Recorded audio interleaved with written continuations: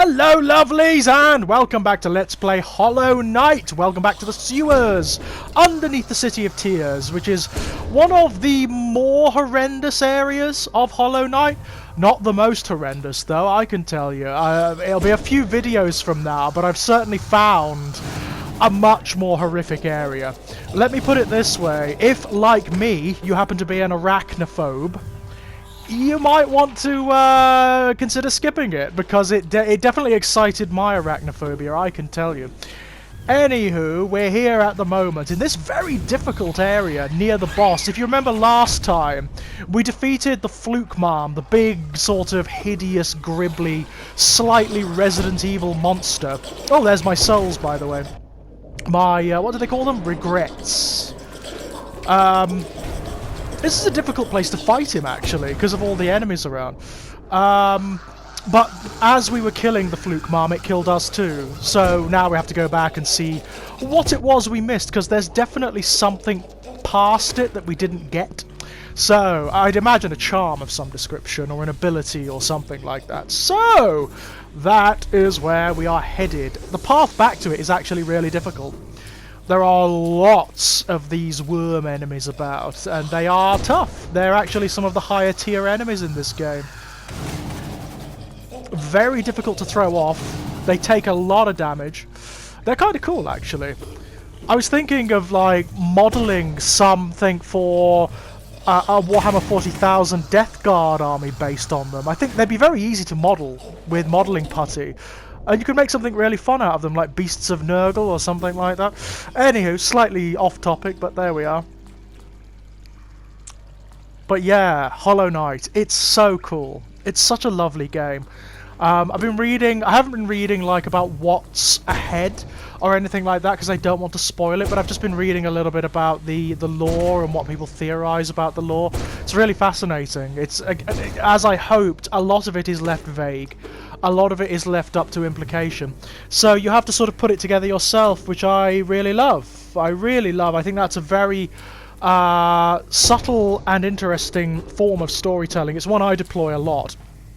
As I'm sure I've mentioned before in my own fiction, I do like to leave gaps. I like to leave space for people to put their own interpretations into things and to insert their own imagination into stuff. I think that is phenomenally fun. Phenomenally fun. Oh, bloody hell. Ah! Dying a lot here. I think what that does is it creates a sense of engagement for people that is not so present if all you're doing is ladling the story into their laps, you know? That is kind of a passive form of storytelling, whereas when it's symbolic, when the audience actually have to do a little bit of work for it, it's much more active and engaging. They actually become a part of the whole storytelling experience. I knew there'd be something. What's this? The Fluke Nest. Ooh, that sounds fun, I've got to say. What does that do? Let's have a look. Living charm born in the gut of a Fluke Mom transforms the vengeful spirit spell into a horde of volatile baby flukes. Ew! That sounds horrible and brilliant. It takes up a hell of a lot of slots though, so we may have to wait a little while until we've got a few more slots. That sounds... it's not a game changer, that's for damn sure, but it does sound fun. But yeah, as a reader, I prefer that kind of storytelling, and it's something that is more difficult when it comes to written fiction. We can destroy that ceiling, I thought so. It's much easier and much more engaging in video games, because of course they are necessarily interactive mediums. They're also necessarily visual mediums, so it's a form of storytelling that only really became vogue with, I mean, there's a lot of it in older games, you know, like the... Oh, bloody hell! Ah! What the hell is that? That's gross and frightening and horrible, and it's killed me. Shit. Well, didn't that go well, my loves? It didn't go well at all. So we've got to get back there now. Damn it. And I don't have the map for this area either. I've got to get back, because I've got to get my souls back. So there was a lot of it in like earlier forms of video games, because of course there had to be. They didn't have the means of telling you a story.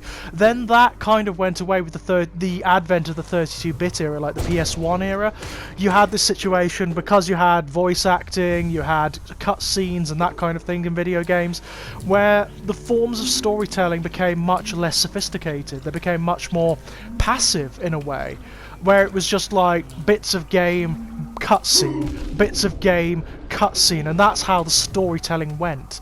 It wasn't until later on, really, that it started to develop or regain that sense of sophistication. But now it's all the rage. Now it's all the rage. It's something that is consciously considered in the creation of many video games. What is unique about video games as storytelling vehicles or mediums? A lot, as we're discovering, they are a fairly unique form when it comes to narrative, symbolism, mythology, and that's really wonderful. It's great to see that they are embracing that, rather than try. I mean, what happened in the 32-bit era? You had this horrible term, cinematic. So what happened was they tried to emulate film. They tried to emulate old media and old forms of storytelling rather than embracing their own strengths, yeah? That's not the case anymore. Not to a certain degree anyway. Some still try it. Some do still try to emulate cinema or to utilize cinematic tropes, and it very often doesn't work. It very often... Oh, fuck. I'm not doing too well here, so I'll tell you what, I'll cut and I'll get back there, because I'm not putting you through wandering back all the way again. So, back in a moment. Yeah, I like the fact that they are leaning into their own strengths now. Video games are realizing that they don't have to be like other art forms. They don't have to emulate cinema or whatnot. I mean, part of this comes from... It comes from the paranoia and the negativity with which video games were initially treated. I mean, those of us who have grown up with video games, I mean, I remember, I vaguely remember a time when there weren't video games. And that's an interesting thing. I've discussed this with my colleague Kit Power before on our show, What the Hell is Wrong with Us? We are part of the last generations who recall a time before there were video games, before there were digital media. And that's a very strange thing. It's a very odd place to be. But what I do recall is how, and it still exists to a certain degree, is just how paranoid and how negative traditional media was about video games. There was this tendency to denigrate video games as a children's toy, certainly in the West, rather than looking at them as an art form in and of themselves. And when they weren't denigrating them as just a children's toy, they were calling them actively corrupting. You had like the media hysteria over video games. I mean, the classics are Mortal Kombat, of course, and Night Trap, if anyone remembers Night Trap from the Mega CD. When you go back and play those games now, to think that those were the ones that caused the hysteria, it's insane.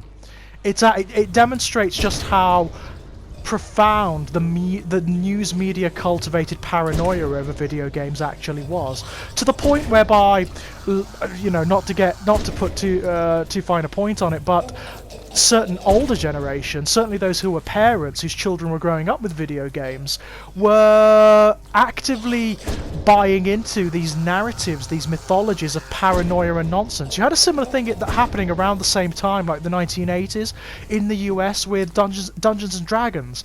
Dungeons and Dragons had a kind of revival in the 1980s, and then you had this massive, ridiculous, media-driven paranoid scare over Dungeons and Dragons. Not here in the UK, because it wasn't really that popular in the UK then, but certainly in the US. You even had like these ridiculously moral, paranoid nonsense films made about it. One of Tom Hanks's earliest films, when he's clearly just a jobbing actor, he's so young, is called Mazes and Monsters, and it is this ridiculous hokum. It is this absurdly paranoid film about a kid who loses his mind because of a Dungeons and Dragons game. It is ridiculous, but it's the kind of thing that caused moral panic in the US, and there was this massive backlash against D&D, against imaginative media in general. You had a similar thing, of course, with... There was a satanic panic back then. There were these ridiculous... I remember, like, at the tail end of the 80s and the beginning of the 90s, there were these documentaries all over television that even filtered through to the UK about, like, satanic cults in schools and colleges and masquerading as like D&D clubs and whatnot. There were even like daytime dramas about it. There was a whole sub-industry milking this paranoia, and that's where it comes from. Ultimately, it was an industry.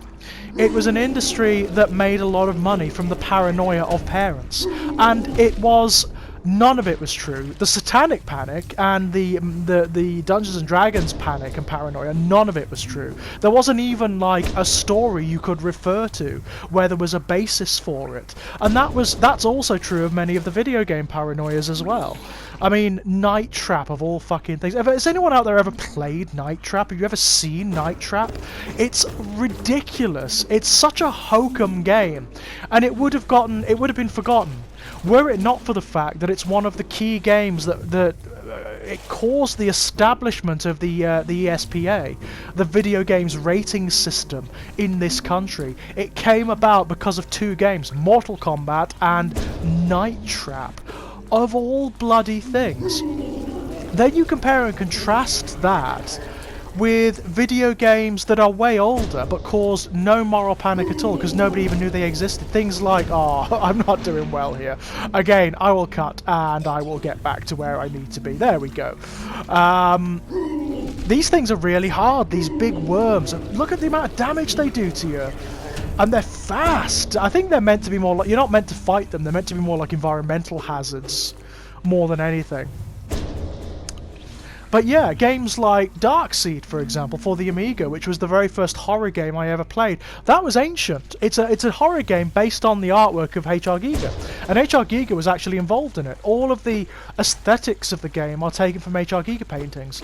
That didn't cause a moral panic, despite the fact that the opening scene in that is an H.R. Giger sequence in which an extra-dimensional alien race surgically splits open the skull of the protagonist and inserts an alien parasite into it. You know? It's just, there's no equivalence, you know? It's mad.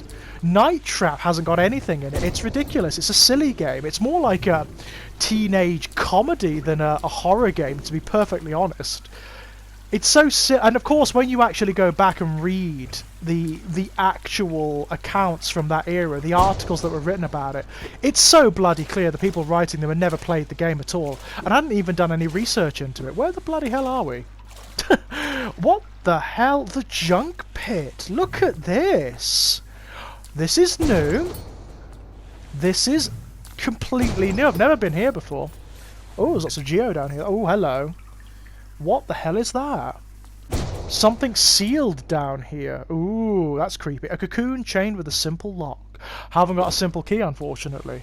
I wonder what's in there. I've got a cup of tea, by the way. Oh, luminous flies came out of that one. I wonder if that signifies anything. Is something going to happen with them later, maybe? That was interesting. What an oddly passive area. I mean, clearly we need to get another key so we can open that simple lock. Whatever it is. Nope, nothing over that. I wonder what could be chained down here. You know who we haven't seen for ages? Needle. She was one of the first really interesting NPCs we encountered, and we haven't seen her since that. Since we first discovered the City of Tears, ages and ages ago.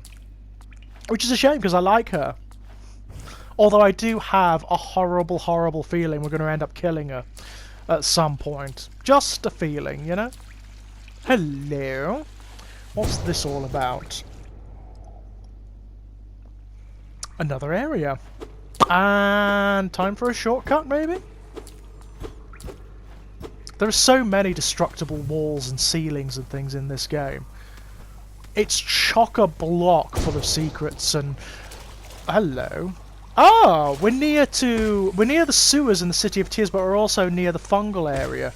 So, yeah. Quite a nice little crossroads, really. Lots and lots going on here. This has got to be, I mean, I've got to say, in terms of pure enjoyment, this is one of my favourite Metroidvanias, full stop. And I've played a lot of them, you know? If you go back further on my channel, I played, well, what's technically the first Metroidvania, which is Castlevania Symphony of the Night. Not the first style of that game, but the first one that blended both Metroid and Castlevania to become the first Castlevania. And that's very good. I played, obviously, Blasphemous, which is really lovely. But this one, in terms of sheer enjoyment, this is one of my favourites. Ah, we're on the far side of the city. Yeah, on the very far side of the city, near to where the Nail Master is. That's interesting. I suppose we could go and see him. And hit him with our dream nail, see what he's got to say. I don't think we've got any pale ore to upgrade our nail further. I love his little house. It's very cool. Oh, he's busy in there. What's over here? Let's have a look. Anything good? No? No secrets? No. Oh well. I love that. Did you hear the way the music kicked in then? So in the outlying areas, the music doesn't play. You've just got this ominous, mysterious silence. And then you find the main area and the music just starts. It's very pretty and very clever. It's a great way of establishing atmosphere and variety. And here, of course, the music emulates the rain. It's just gorgeous. City of Tears, yeah. As an aside, by the way, guys, nothing to do with the immediate situation, but I'm aware that American McGee, creator of the Alice series of games, is making another one. There is apparently another one in production, another Alice game. If that does get released, if it gets released like popularly on the consoles, you better believe I'll be Let's Playing that. Because the Alice games are some of my favourites. I love them. Even though The Madness Returns wasn't entirely finished, it's still a really interesting, beautiful, brilliant game. So, my god, a new one. One that maybe will have the budget and the time to be completed. Ooh, you bet your ass I'll be playing that. For those who don't know, the Alice games are they are twisted horror takes on Alice in Wonderland, in which Alice is a young adult, and because of a fire that her whole family died in, she's retreated into Wonderland, into the world of her own delusions. Unfortunately, because her mind is decaying, because her sanity is eroding, so too is Wonderland. So Wonderland is corrupting and transforming around her. Oh yeah! The Hollow Knight Memorial 2 in the Black Vault far above. Through its sacrifice, Hallownest lasts eternal. Yeah, I've got a funny feeling we're going to be fighting that at some point, and I think taking its place, that's what I'm feeling at the moment. It feels like we're the next Hollow Knight, does it not? Like in the mythological cycle.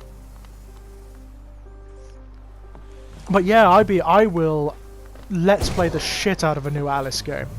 I love the first two. The first one was one of the very first games I ever played on PC when I was about 19, 20, maybe even younger than that. Yeah, it would have been younger than that, like 17 maybe. Stunner of a game. Absolute stunner of a game. At the time looked great. It used the Quake 3 engine. Looks a little bit old hat now, I can tell you, but at the time it was amazing. Right, okay, where are we going? I'm not fighting this guy. You don't need to fight them, really. I can't get in there yet. Oh yeah, it's my friend. I like her so much.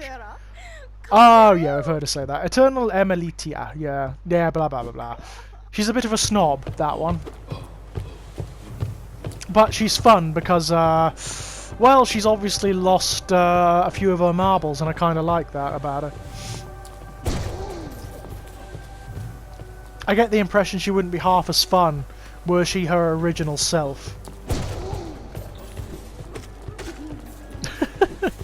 Those ones make me laugh. The ones that run away and flail, love them. Whoa! God, these big city guards are tough as balls. They really are.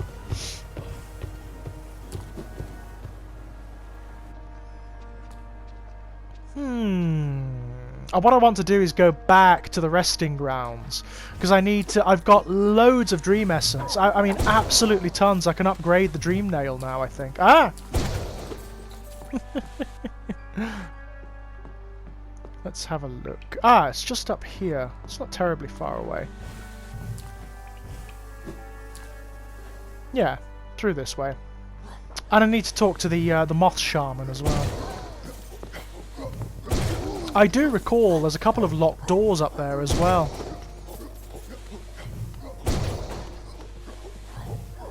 So maybe something worth exploring, who knows?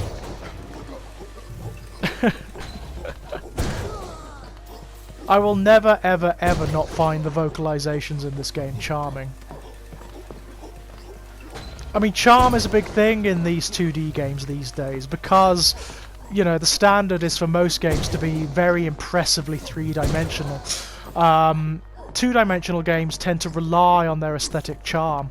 And that's very difficult to achieve. It's very difficult to achieve, especially in a subgenre that's quite as saturated as the Metroidvania, and there are quite a lot of them now. Axiom Verge is another one that you can get on the PS4 store. That's very good. Is it Bloodstained? Curse of the Moon? That was actually made by the creator of Symphony of the Night, and it's very bloody good. It's essentially Castlevania, in all but name. It's Castlevania, or Metroidvania, if you like. Very cool, very interesting bosses. I will let's play that if people want me to, because they are fun games. Very old-fashioned, very deliberately retro looking, but very beautiful, brilliantly complex, fun, wonderfully playable games. Oh yeah, it's the mummies. Forgot about these guys. Ow, and I forgot how dangerous they bloody are.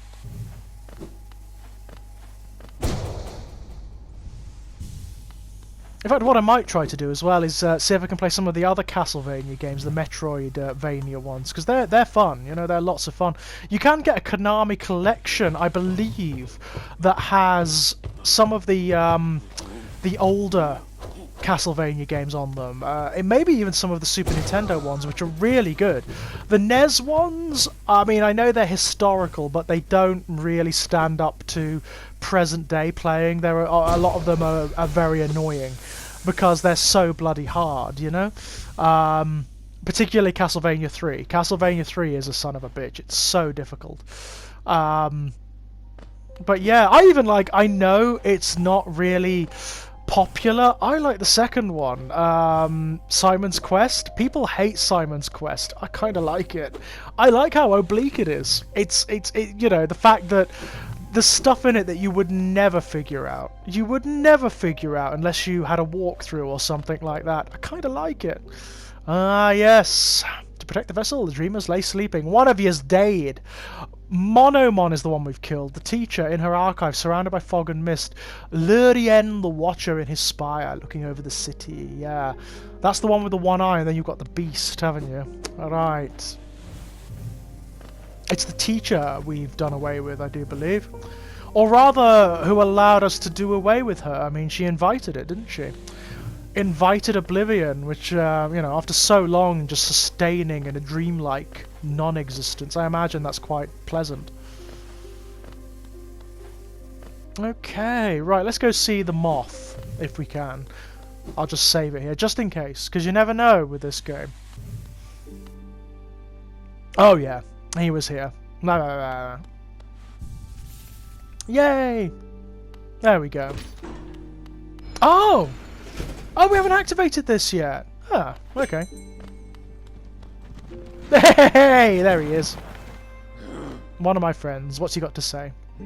Ah, many stag stations have been opened. Again, I can travel the breadth of the kingdom. So many grand thoroughfares and old sideways I'd forgotten. Somewhere amongst the lines lies the Stag Nest, the place where I was born and raised. I thought its location lost to my failing mind, but now I can almost remember the path. If you keep opening stag stations and beckoning me through them, perhaps I'll again find that nest. I would like that very much. Ooh, interesting. So there's a stag nest. Ooh, we're gonna have to find that. I'm getting the impression that there are entire sections of this game that you can miss, that are entirely optional.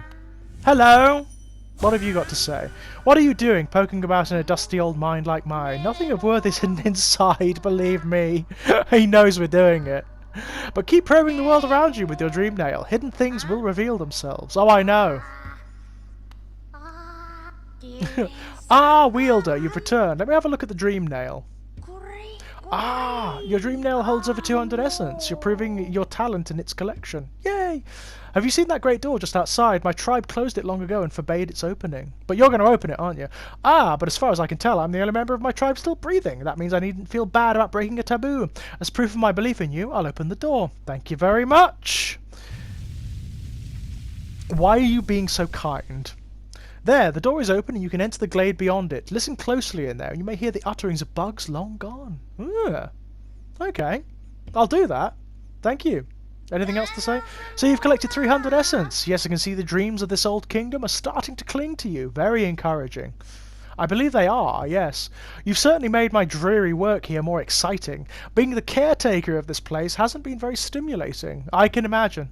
I shouldn't complain, though. Tending these graves and guiding the wielder, all penitence for old crimes. Certain things have to be kept in balance. What have you done? Take this trinket for your efforts and return with 500 essence. Keep up your tireless work. What did you do? Pay a lot. Yes! Ah, great! We've nearly got enough to upgrade the nail again. Old crimes? What be they then? I'm going to save it just in case there's something awful in here, because there might be. Old crimes? That's interesting. Is he ever going to elaborate on that? One wonders. So this is a graveyard. Very interesting. Spirit's Glade. Ah. Ah, hello. Oh, look at you! Revek, the bugs within this glade are under my watch. Treat them with respect or you may remain, but raise your nail and you'll contend with me. Oh dear. I'm going to try and hit him and see what happens. I assure you, Wanderer, my nail is sharp and I'll not hold back. Well, let's have a look, see what happens. Uh-oh. Oh! I don't think... No, can't defend against that. Yeah, he'll kill you, basically. Brilliant. That's kind of cool. I've got to say, that is kind of cool. So basically, leave the spirits in this place alone. Just talk to them. I think that's for the best. Just talk to them.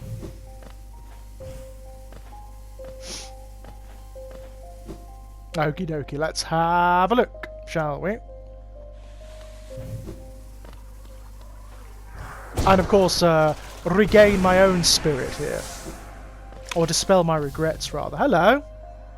Oh, so he just says the same. That's fine. He doesn't hold a grudge. That's okay. Look at you! Buy my cookies. They're ever so tasty. Millibug! Buy my cookies. Once I've sold them all, blah, blah, blah, blah. What was that? Buy my cookies. Once I've sold them all, I can go home. Oh, I don't think you can. Wow. Caspian, beware your own mind, little one. Twisted minds breed dark deeds, and mine was more twisted than most.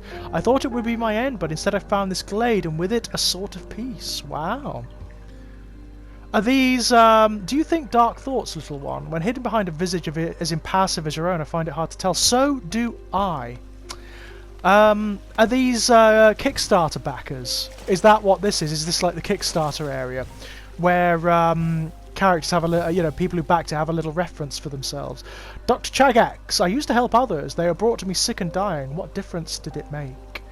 Any victory against death will always be temporary. Yeah, I suppose. Yeah, what a gloomy thought. Yeah, I suppose it is Chagax. Oh, bloody hell.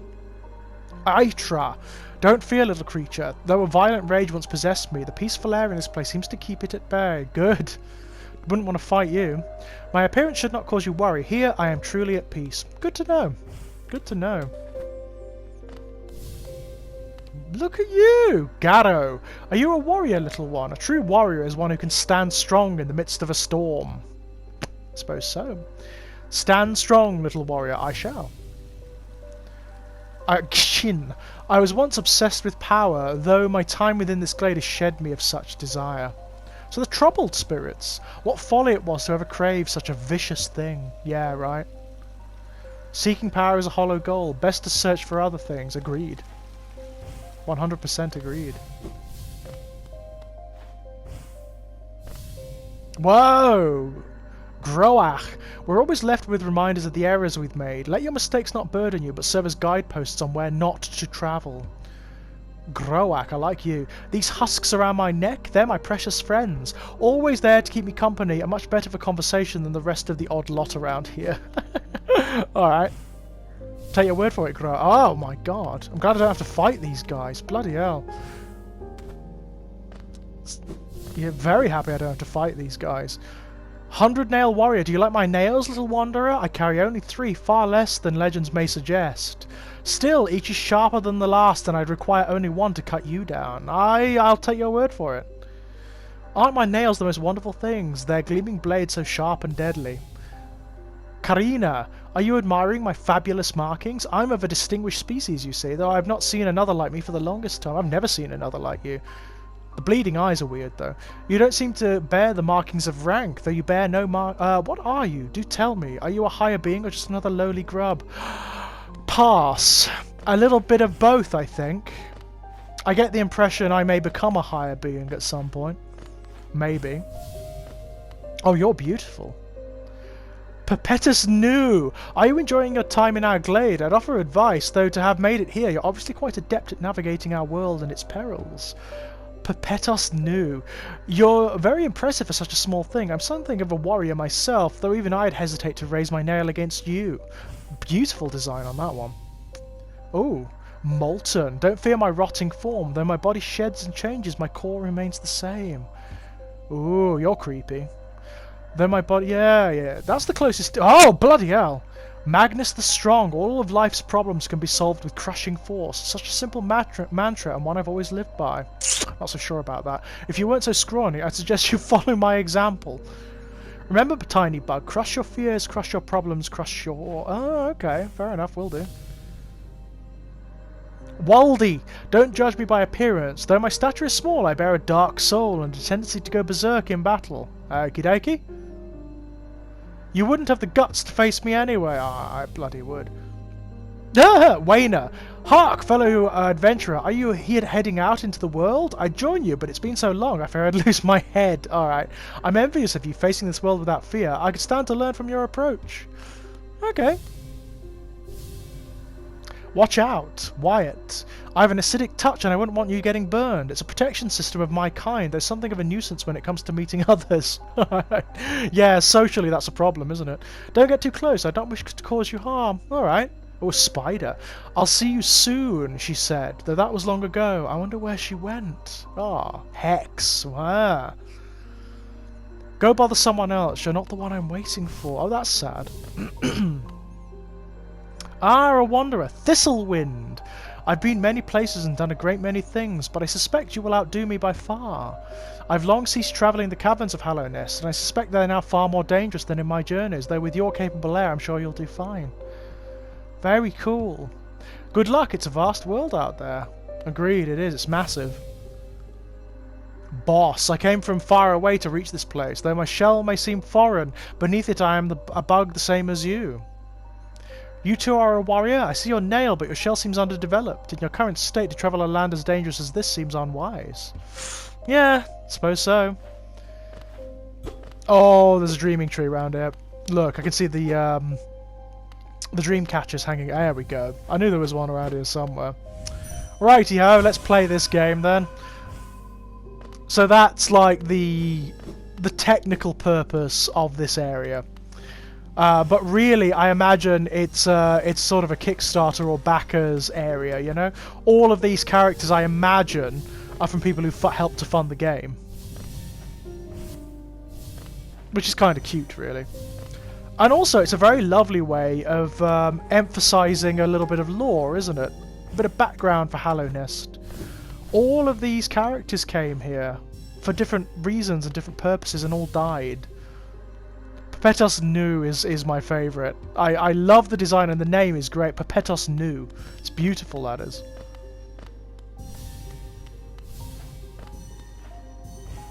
And this is quite a simple one because there are no enemies or anything. There's nothing hazardous, you know? It's just the area that makes it difficult. I wonder if there's something else here too, if there's some sort of secret we can do here. Who knows? That waterfall seems a little bit mysterious. Feels like you can maybe swim through it at some point. Whoop. Or as though there's an area you can swim into. Something like that. Ooh, aha, aha, aha. Anything? Ah ha ha! I thought there might be. Hang on, let's have a look. Let's have a look. What's through here? Holy! Oh, moths! What's this? Interesting.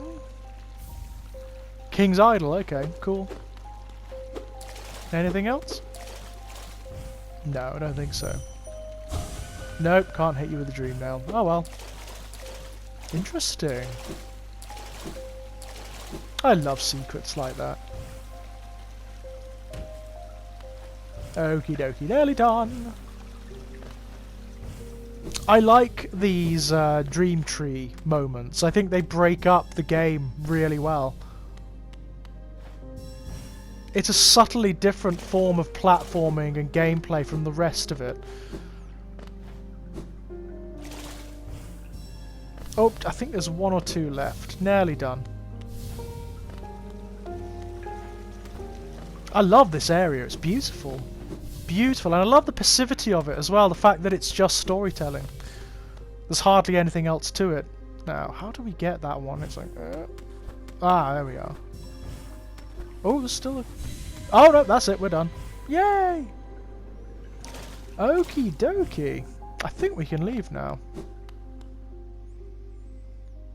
And maybe even go back to our friend. We may... I don't think we've got enough yet, but let's have a look anyway. Ah, Wieldy, you've returned. Let me have a look at the dream nail. 500 essence! You're a master in the making. Well done, well done. I have a small reward for you. Thank you. Plucked from one of my most precious memories. This charm will bring you and the dream nail closer together still. The secrets of this kingdom won't be able to hide from you any longer. Take it in return once you've collected 700 essence. More gifts await you. The Dream Wielder. Ooh, what does that do? Let's have a look. Transient charm created for those who wield the Dream Nail and collect essence. Allows the bearer to charge the Dream Nail faster and collect more soul when striking foes. And it only costs one, so that's kind of cool. Ah, yeah, I've already done him, so we can move on now. Right, my loves, I think we will call that an episode. When we come back, we'll explore deeper into Hallownest and maybe fight a boss or two, who knows. Until then, my dears, bye-bye!